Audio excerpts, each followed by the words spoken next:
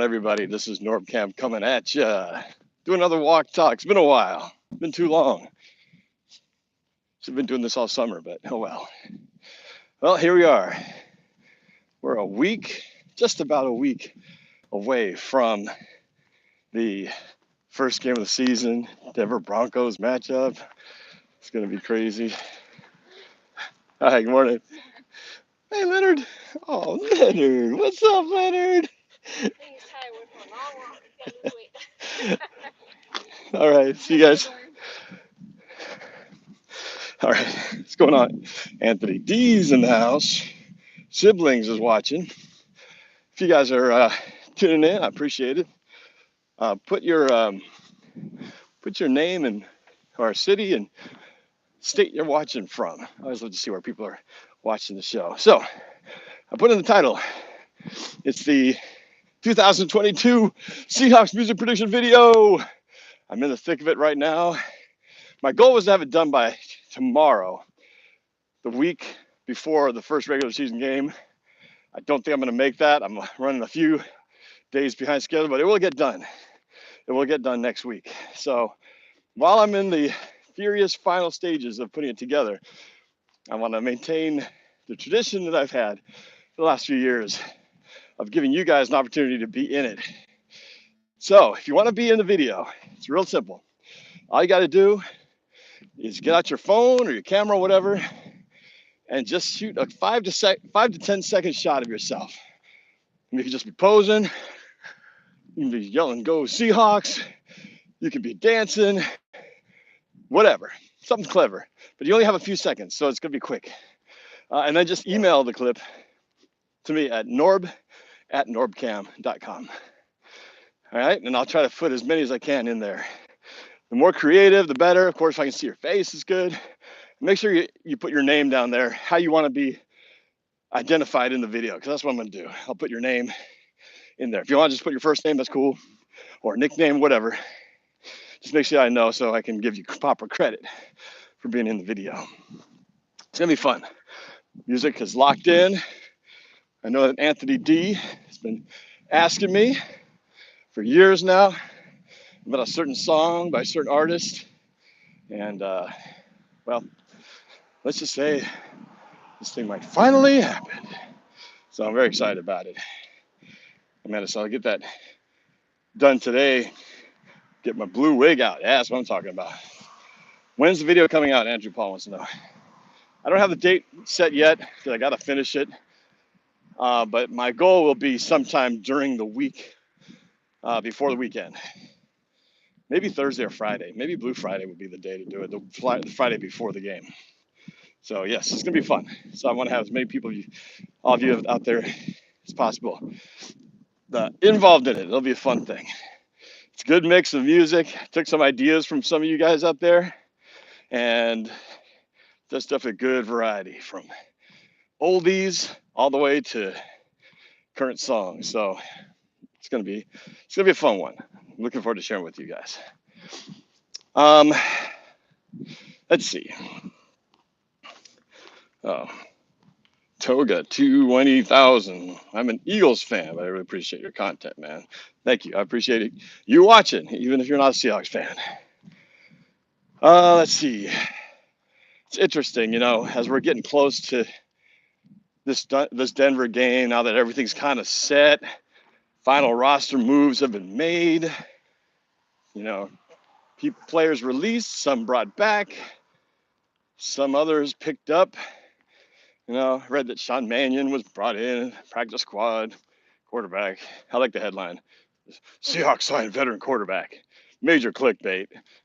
Like, no one cares about Sean Mannion making the practice squad, but, Seahawks signed veteran QB. Get you all excited. Like, who's this guy? Who's it going to be? Who cares, really? Anthony D says, can I be in the whole Olivia Hole part? Let me listen to it, get a good feel for it. Thanks so much. Well, I don't know about the whole thing, but what you can do, just submit your clip from the beginning of the song through the first chorus. and I'll take strategic parts of it. How about that? You know what I'm talking about. All right, entering the woodsy part of the walk. Man, I should have done this a long time ago. Every time I was doing walk talks early in the year, I'd come out here like from early in the year to through the spring where it was raining all the time, so it was constantly muddy here. And now it's nice and sunny, and during all these hot, dry days, I missed all this, except for a couple times. Ooh, little Samix watching from Colombia, South America. Nice. Way down there on the other side of the equator. Did you know that if you are in the southern hemisphere below the equator, if you flush the toilet, it spins the other direction? It's counterclockwise instead of clockwise. But you didn't know that. I've never seen it because I haven't been there. It's the south of the equator, but that's what I've heard. Useless trivia you can share with your friends. All right. How long do I have? They're asking, oh, how long before you can to deliver the clip? Well, sooner the better. But I'd say I'm going to make the cutoffs. You've got to have it submitted by, got to have it submitted by Tuesday. Today's Sunday, right? So you got today, Monday, and end of day Tuesday. Because Wednesday, I'm going to be doing the last minute editing. So if you send it Wednesday, it's going to be kind of close. My goal is to have it posted and done, ready to premiere by Friday at the latest. Okay. You know, it's interesting. So with anticipation of this game against Russ and the Broncos, you know, Russ has definitely said a few things that have inflamed Seahawks fans everywhere.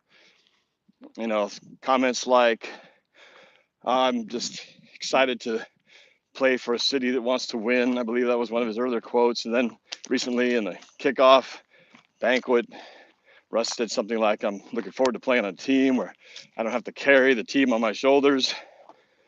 You know, and obviously I saw Richard Sherman retweeted that with like laughing out loud emojis. When I could see how maybe even more than fans, that former players would be more upset about that because, you know, you're basically kind of throwing your whole team under the bus when you make it sound like that. Like, oh yeah, it was always up to me to have to carry the whole team. It was me, you know. And I think really it says a lot about where Russ's mindset ended up being at, because he went from being like, you know, the ultimate team player in the beginning to where, you know, clearly, you know, his legacy, you know, being recognized, being the best, you know, and then ultimately, I think having a situation where he had total, you know, control of what was going on was what he ultimately wanted, and he couldn't get it here in Seattle. You know, he wanted to have more say in player personnel. He wanted to pick the coaches. He wanted to have a say in, you know, and it just seems like that was something that the Seahawks obviously were not willing to give. And for that reason, I think ultimately Russ was sick and tired of not getting MVP consideration, never getting a single vote. I didn't think he figured, if I didn't get one in 10 years in Seattle, I'm probably not going to get any moving forward, at least not with Pete Carroll there. So he wants to go to a place where he can be an MVP. And I still don't understand how Russ didn't get any MVP votes at all, not a single one. But I think that became really important to him. Winning Super Bowls, of course, but personally, I think there's that. I think he wants that. It's missing on his trophy shelf, his trophy cabinet. But anyway, but point is, for the game against Russ and the Broncos, I've heard a lot of people coming up asking these questions like, oh, are you gonna boo Russell Wilson when he comes back to Seattle? Are you to cheer for him? Or, you know, and I jokingly said, I'm just going to give a golf clap to him. But the reality is, None of these answers even make any sense, because there's really never going to be a time where we will specifically have the opportunity to address him. It's just not set up that way. I'll explain what I mean. Hello. And so what I mean by that is, unlike the home team where they introduce everybody one by name, one at a time, they don't do that with the other team. Even if it is Russell Wilson, they'll introduce, before the Seahawks come get introduced, they'll say, and now the AFC West Denver Broncos as a whole team. And everybody boos. That's just normal. It's normal to boo the other team because that's what we do, you know? And so, yeah, that's just kind of to be expected. So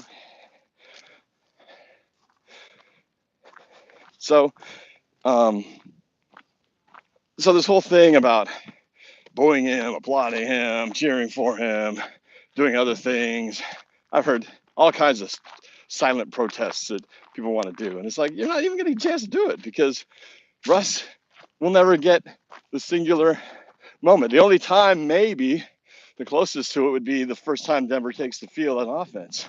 But even then, it's still not an individual introduction, unless, of course, they say, and now Broncos offense takes the field led by Russell Wilson. But I don't think the PA announcer would do that. They don't normally do that. So, but that would be the moment where the offense with Russ takes the field. But again, it's not specific to him. So he's not going to get that message. So my point is, don't even worry about that. Anthony D says, what time are you airing? Can you do 1 p.m. at work? We'll see what time. Friday, typically, I release videos. Kind of the prime time to do it is around 3 o'clock Pacific time to get maximum viewage. Because right at that time, people are out of school. A lot of people are already on their way home from work. There's no perfect time, but late afternoon tends to be an ideal window. So we'll see. Besides, it's not like it airs once and you never see it again. It's going to be up there for the rest of the time. But I will post it. You'll see when the time comes. Anyway, so the point is, there is something we can do. If you are really upset about Russ and you really don't like the situation and, you know, really want to maximize every chance the Seahawks have for winning that game, one, you got to be at the game. These tips I'm going to tell you guys. You got to be at the game to have any kind of effect.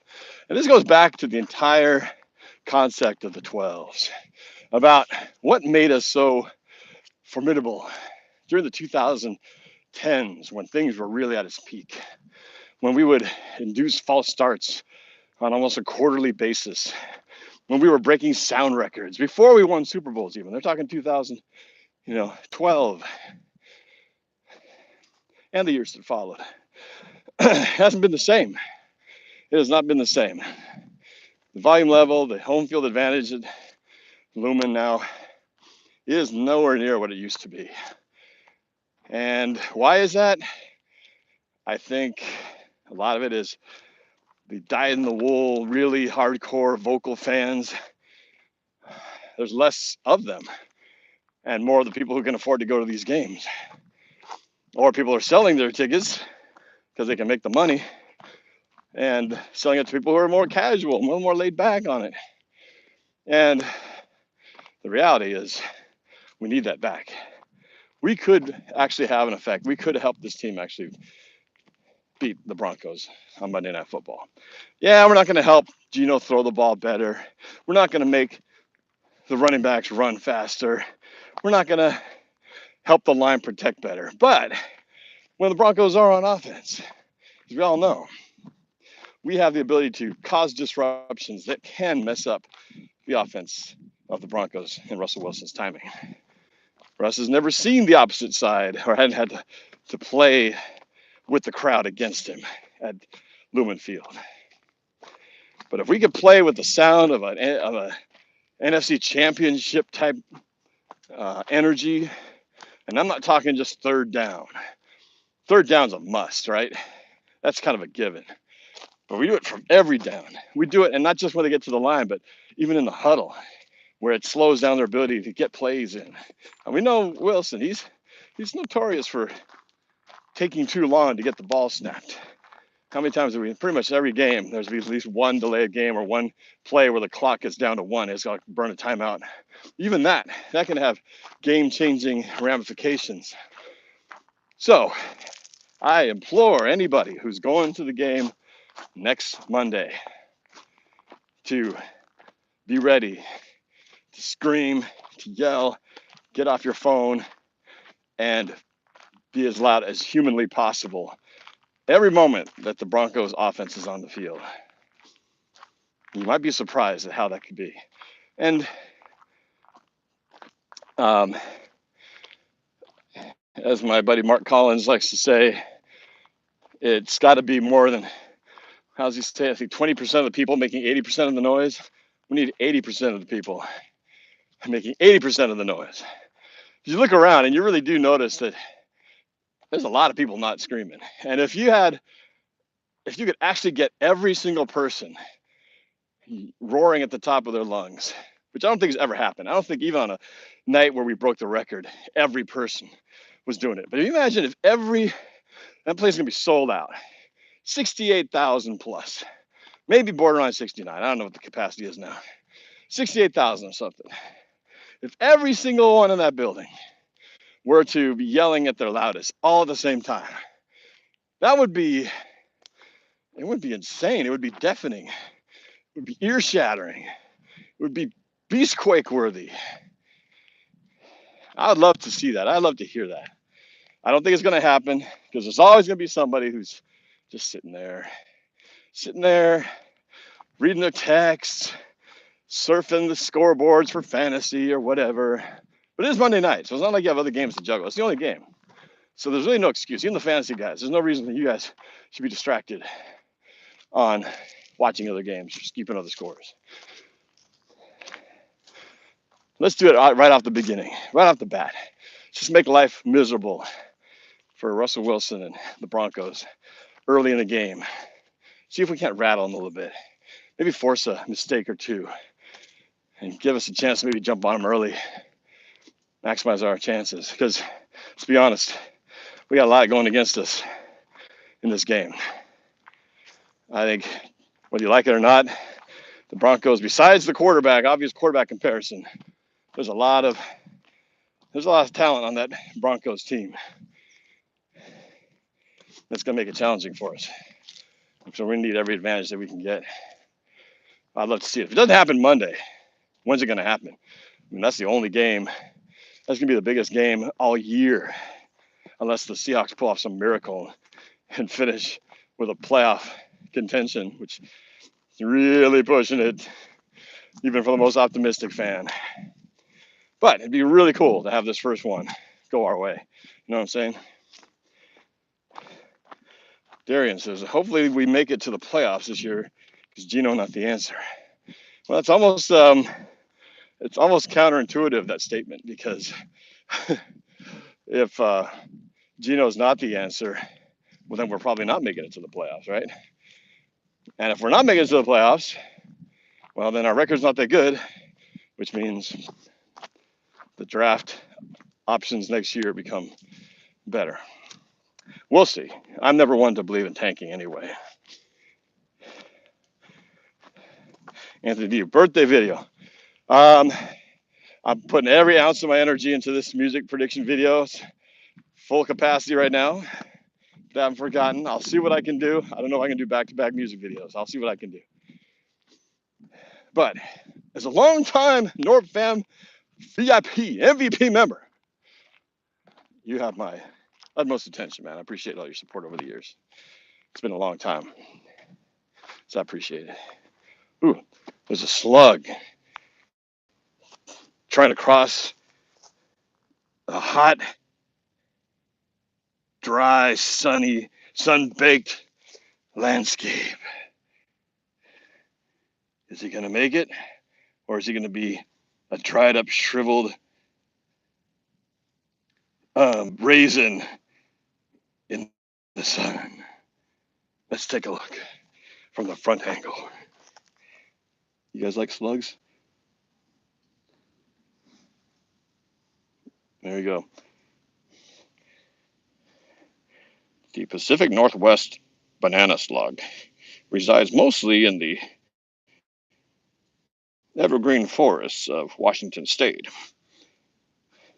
primarily feeding on plants, berries, and other such delicacies in nature. Their biggest threat? Human beings with firecrackers. NorbCam, guilty as charged. Good luck, sir. I hope you make it. This is where you're heading. You can survive if you can make it to here.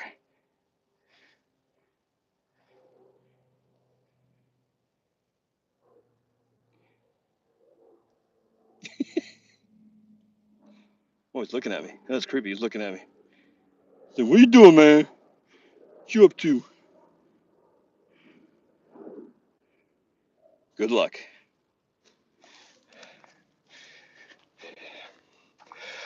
Hope you enjoyed that. A little bit of nature. Colorado. Never seen a slug in your life? What? They're a dime a dozen out here. They're leaving their little slick slug trails everywhere.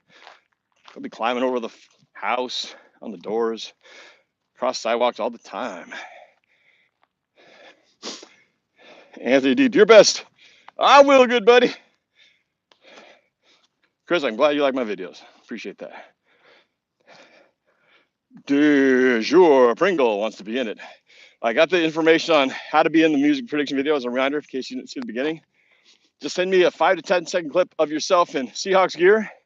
Make it fun. If you're stuck in a pose, you could be dancing, you could be yelling, go Seahawks, or just looking cool or whatever. And then email it to me at norb@norbcam.com. That's it. And I'll try to put y'all in there. And make sure you put your name, however you want to be identified. Because I will put your name on there, captioned in there, so that they know who you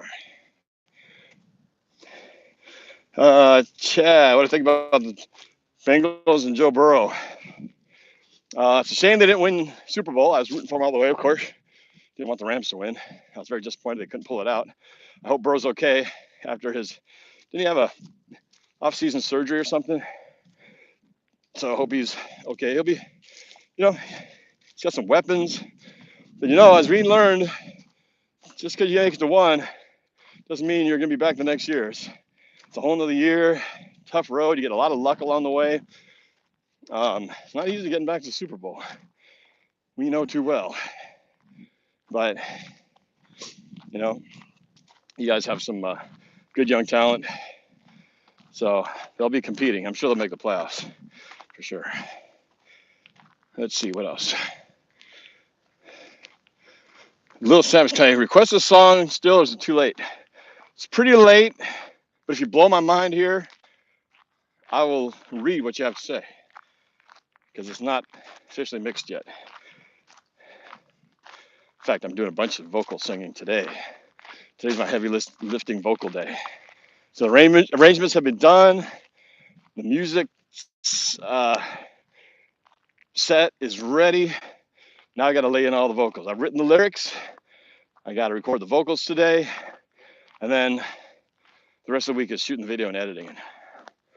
So I got to do it before the end of the week. I just have to because I'm working. Got a job the last couple of days of the week that I'm on a shoot for. Then I'm in a golf tournament with former Seahawk Alonzo Mitz on Saturday. So I got lots to get done. So my goal is to get it done by the end of the week. I think I can make it. I can get through all the vocals today. Is it too late for song requests? Has done that part. But send it anyway. I'm curious to see what you come up with. Bang, bang, Niner gang. Oh, we got a Niner fan in the house. Gonna have some fun with that's for sure.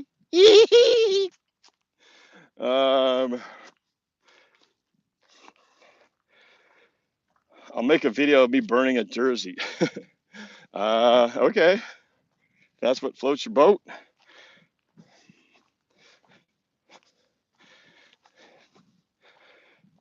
All right. So I think I wrapped up my little thing, my little speech about what we need to do in the stadium. I'd love to get it back to that early 2010s era where we were frighteningly loud. Teams would have to make special arrangements during practice to try to figure out how to deal with the noise. I remember back when it was really bad, they would try. Of course, they had the silent count. I remember one team tried earplugs, but they could not deal. But it has not been the same, I'd say, for at least the last 3 years, maybe even 4 or 5. Sad but true. But you know what? I feel like this might be an opportunity to get some more of those diehard fans back in there. I mean, a lot of people are jumping ship right now. A lot of tickets becoming available. Problem is, still a lot of diehard fans can't afford to go because tickets are pretty expensive. But if a lot of the casual fair weather fans are ready to jump, then maybe someone who's a little more passionate, a little more louder, can come take their spot. And I'm fine with that. Why waste it on a fan who's not going to really be into the game? Get somebody who's going to be a little more participatory, a little more involved, making the noise. Well, as you can see, it's another beautiful day here in the Pacific Northwest. It's hanging in there. Even though we're into September, usually it's a quick switch to the fall weather, but it hasn't done that yet. It's still going to be kind of hanging in around the high 70s for a while, which is perfect in my book. Kids are heading out to the fair. The Puyallup Fair starts this week, or just started yesterday or Friday. Goes for the rest of the month. Used to be an annual thing. Now it's just the kids going on their own. Don't need mom, dad hanging out, hovering over. They're fun. They're gonna do their own thing. It's just part of life. But I do miss those favorite things about the fair: elephant ears, scones. What do you call those things? Funnel cakes. Love those funnel cakes. Shave ice. They got shave ice down there. Cotton candy. Corn dogs. All that crap. I love that stuff. It's like you haven't experienced the fair if you didn't eat some of those things. You know what I mean? It's not like you're going to eat that anywhere else. Like, where else are you going to eat a corn dog? It's not like you're going to go out here and hey, you guys want to have corn dogs for dinner? I don't even know how to make a corn dog. I don't even know where to get a corn dog besides the fair. I think they only make it in the fair. That's the only place it's legally sold now. You can't get your hands on a corn dog any other place. You can't make your own scones, though. They sell that scone mix you can bring home. It's never the same, though. It's never as good as the ones from the fair, I think. It's kind of like how food, when you go to Costco and you test the samples, it's never as good as when you tried it there. I even tried something that I make at home all the time, and I tasted it there. I was like, it tastes better here. I don't know why. Why is the Costco aisle version tastier than what I made at home? Although these shrimp wontons, they were pretty good. We actually got suckered in with the whole taste test thing. Brought it home, and it was just as good at home. So I was actually very pleased about that. Went to the Jo Koy movie yesterday. Finally. I've been wanting to go, and just schedules hadn't lined up where we could all go. Unfortunately, my parents couldn't join me or join us, so it was just my immediate family, just me and my wife, the girls. Saw it. And yesterday was National Cinema Day. It was only $3. $3 for any movie. And yeah, it was fun. It was a funny movie. I went into it with a very low critical, low expectation, just going in there, one, because I think the guy's great and I want to support him, but also with I don't even care if it's not that great or if there's certain things that as a filmmaker would normally bug me. I'm gonna let it go because it's Jo Koy. So I loved it. It was funny. The crowd was so amazingly. I was surprised how full the theater was because when I first ordered my tickets in advance a few days ago, there was only like 5 people in there. I was like, oh man, there's gonna be hardly anyone in the stand. It's been playing for like 3 weeks, so I figured it's kind of like on its last run. I figured no one's going anymore. They're gonna phase it out. Then I walk in there and it's like place was like over 75% full. It's like holy cow, this is it's like a opening weekend type of crowd, and they were lively. They were laughing so much. You ever go to a movie where the crowd is laughing so much that they're actually stepping on the next joke, and you actually miss the joke because the laughter uh, overpowers it. It was like that. It was almost like they needed to do a different edit where they put more space after the joke so that the crowd laughter would die down, so I could hear the next one instead of what I missed that last one. And that's the kind of crowd it was. And surprisingly, it wasn't all Filipino. I was expecting it to be mostly Asian, Filipino, Pacific Islander, but there's a lot of Caucasians in there. I was like, hey, that's cool. It's definitely very, very Philippine culture centric. Lots of inside stuff that that even mixes in some Tagalog moments. A lot of stuff, a lot of food references. Hello, and yeah, it was cool. It was just cool to see, a cast with so many Filipinos on there. Lou Diamond Phillips makes a cameo. He's half Filipino. Tia Carrera, she's Filipino. It's funny seeing her in there. Boy, she's aged though.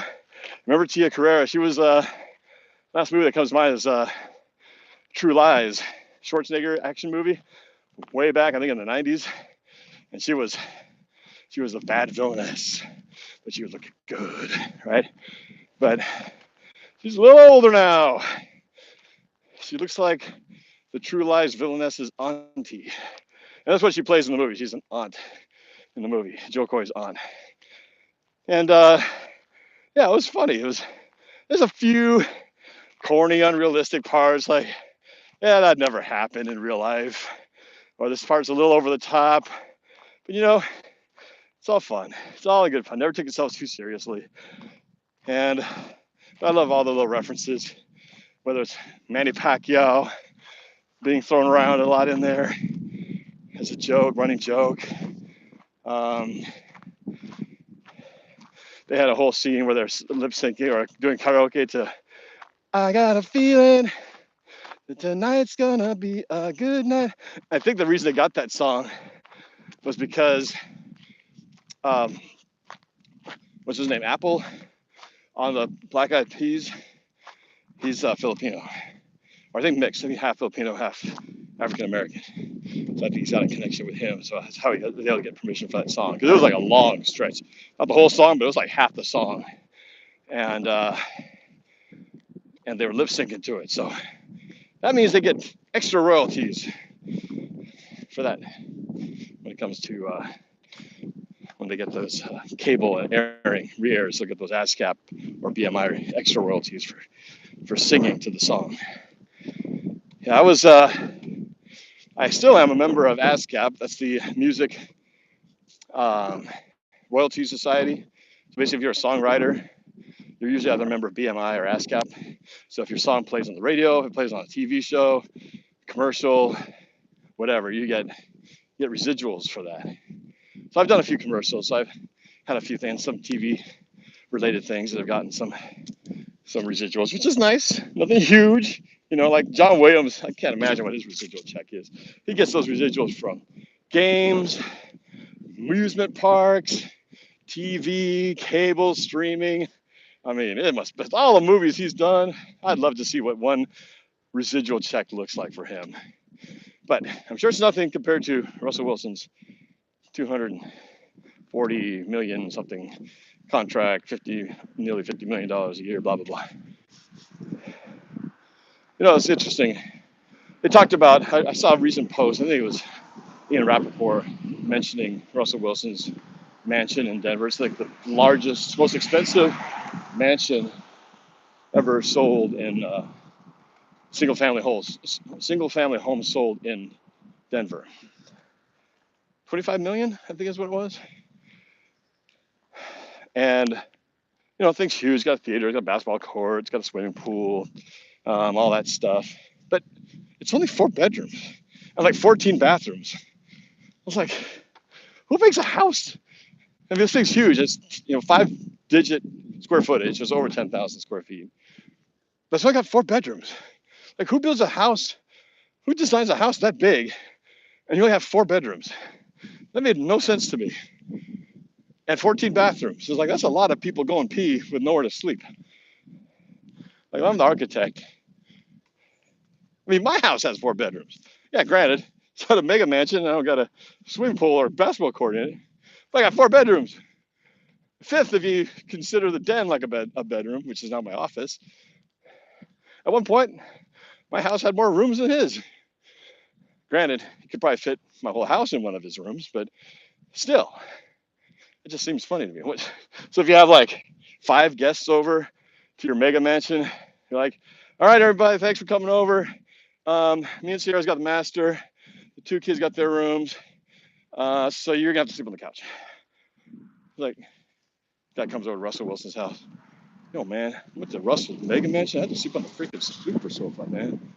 I had to sleep on the basketball court. I mean, what the F, Russ? Can't even buy a house with enough rooms to house your in-laws?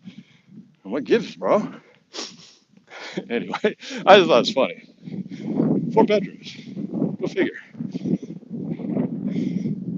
Anyway, he's got so much money, he could probably just build a whole nother mansion in the backyard.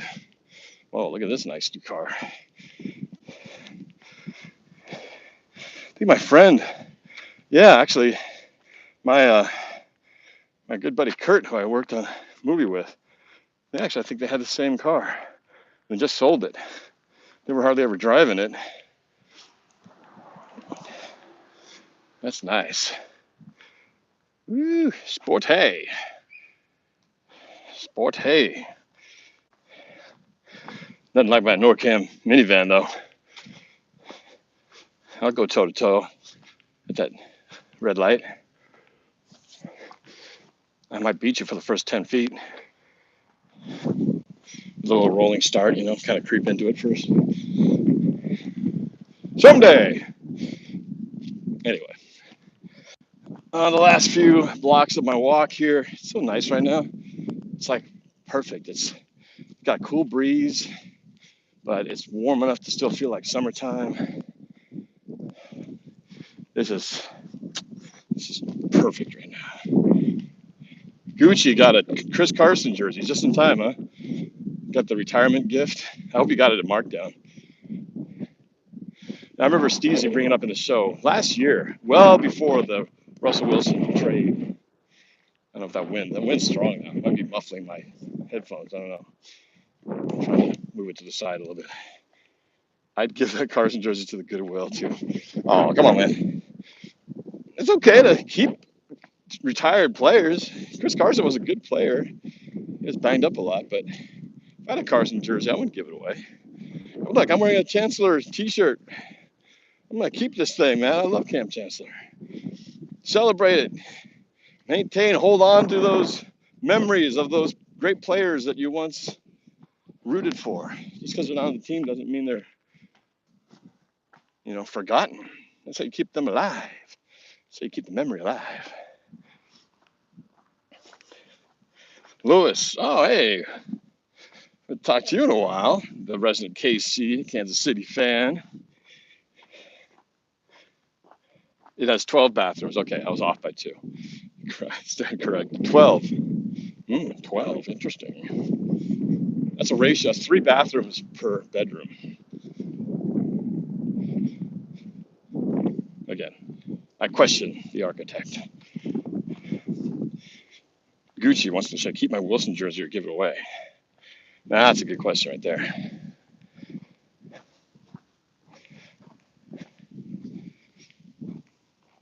Depends. I would hold on to it for this simple fact, right? Let's say Russ does get into the Hall of Fame. And I don't know if he's going to get there right now, regardless of what he does from this point on. My hope is that he does enough with Denver to get him into the Hall of Fame, but doesn't do more to eclipse what he did with the Seahawks. Does that make sense? I mean, we only have the one Super Bowl and a second appearance. So he's got to do worse than that. You know, maybe make it to a Super Bowl, win several playoff games, but never win a Super Bowl.